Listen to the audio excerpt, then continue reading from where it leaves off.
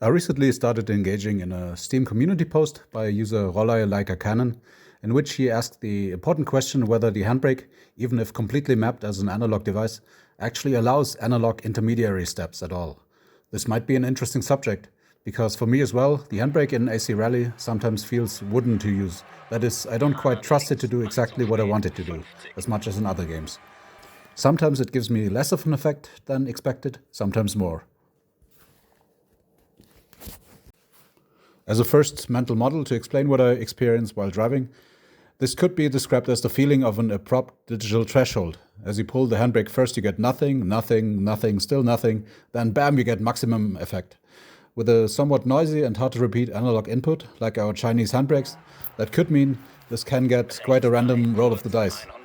Sometimes you don't get the effect at all, or only for a very brief moment, and in other moments, when you're just slightly more aggressive, you'll apply this full effect for a long time, resulting in way more than you expected it to do. That could explain what I'm observing here. But if this was actually the case, it would mean any work to get the handbrake mapped into the game would be fairly limited or borderline useless at this point, because all you could do is shift this digital threshold around. So let's test this main assumption here. Does the AC Rally handbrake simulation allow for intermediary steps? Do we actually have a level of control there for how much handbrake we want to apply in the game? Let's see how that looks like in game. We'll use the Mini here, as that's what we've been talking about in that discussion, and Roller Like a Canon also did his own videos, showing his experimentation with the Mini. You'll find the links in the description box. In my own experience, the Mini is a good car to use the handbrake. With it being front-wheel drive, it's fairly easy to catch the slides if you're in right gear, and there isn't too much momentum behind the slide. At the same time, it's easy to provoke a spin, as it has a very short wheelbase, and it's generally easier to rotate than the heavier all-wheel drive cars with their complicated diffs. So I think generally it's a good training car. It can teach you, among other things, such as keeping your speed up through corners, how to do handbrake turns properly and efficiently. So we'll always approach the same corners, and I'll activate the handbrake fully, where I normally do at my usual turn-in point, and then we'll try to go through the corner. So I devised a simple test using my favorite tool to pipe the handbrake into the game, which is Joystick Gremlin. If you want to know the setup I'm using and this tool, you can check out my other video in the description box. What Joystick Gremlin allows me to do is to set the handbrake access maximum amount to a certain level, and after making a change like that, we always need to toggle Joystick Gremlin off and on again to get the settings applied to the virtual joystick. I should have mentioned that in my previous video on the Joystick Gremlin, that's why I tell it here. So here's my first attempt at 100% handbrake strength. We can see it rotates the car quite strongly at the first hairpin, even though I was just pulling the handle very briefly. Keep in mind that I do vary the length of the pull quite a bit in my normal driving, and this definitely needed very sharp pulls. At the second hairpin, I got over-rotated here and I'm going through the bushes.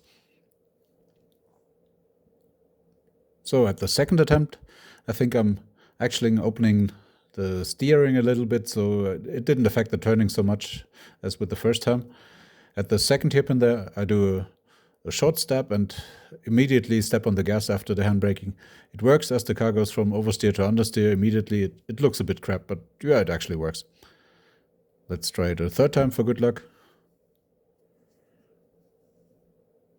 So this time my quick pull doesn't quite rotate the car at all. So I pull it a second time in the middle of the hairpin, which turns out to be too much again. So yeah, I got a bit frustrated here. So now I thought, let's try something really low.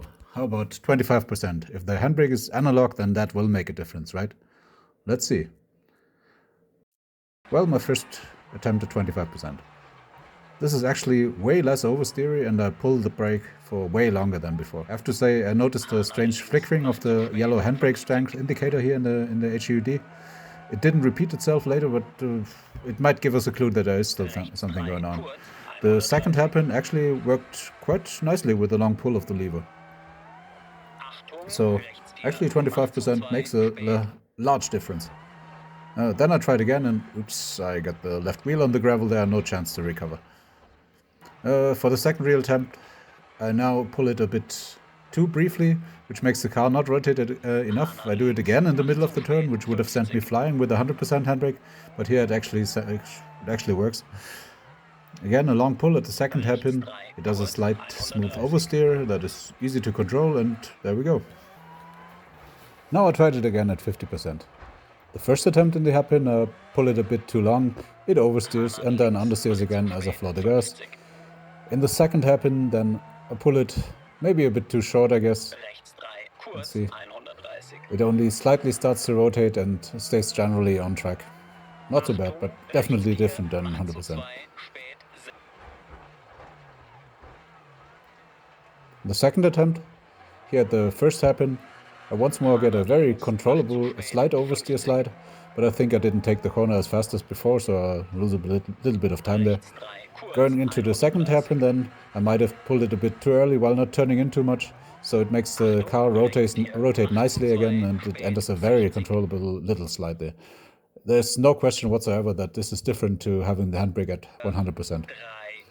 So I guess that concludes my testing quite clearly. The handbrake is represented in an analog way, even though there is always an element of uncertainty involved in the game.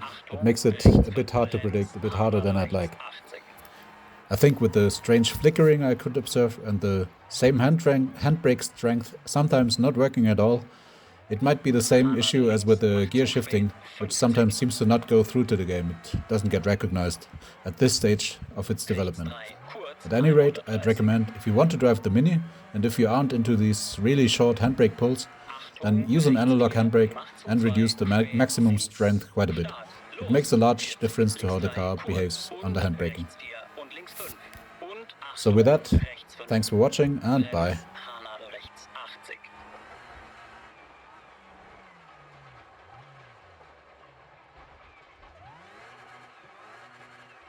Haarnadel links, macht zu spät, 50.